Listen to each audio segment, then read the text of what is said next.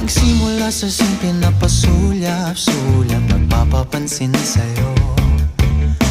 Umabot sa palitan ng mga mensahe, kilig na kilig ako. Kumusta, kain na, hello, magandang umaga.